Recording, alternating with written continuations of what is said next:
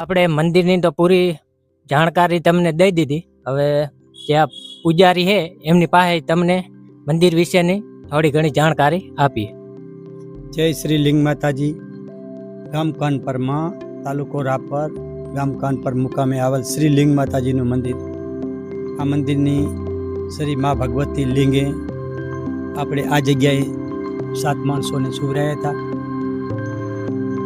એમાં આદિગુરુ જે છે એમણે આ લિંગ માતાજી સપનામાં આવી ને આ પૂરેપૂરો મંદિરનો નકશો બનાવ્યો. લિંગ માતાજી એટલે પહેલું જ મંદિર છે ગામ કાનપરમાં પૂરા દુનિયાની અંદર. મા ભગવતી લિંગ માતાજીની ઉત્પત્તિ આ જગ્યાએ કાનપર ગામમાં મુકામે થયેલ છે. આની અંદર વિશેષતા એવી છે કે 48 દેવી દેવતાઓ છે, ટોટલ 60 મૂર્તિ છે, 1008 શિવલિંગ છે, 5 પંચલિંગ, 27 નક્ષત્રના ઝાડ છે, અન્નક્ષેત્રની સુવિધા ચાલુ છે, રહેવાની સુવિધા ચાલુ છે. તો આપ સૌ જરૂર લિંગ માતાજીના મંદિરે પધારશો.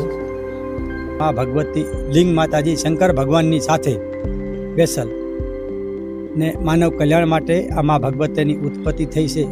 તો આપ સૌ જરૂર એક વખત શ્રી લિંગ માતાજીના દર્શન કરજો. ને ભવ્ય મંદિર આપણા હિન્દુ ધર્મમાં લગભગ બધાએ ભગવાન આ મંદિરની અંદર છે. આમાં એક ઉર્જા થંભ છે 48 ફૂટનો, એની અંદર ટોટલ લાકડું 60 ફૂટનું છે.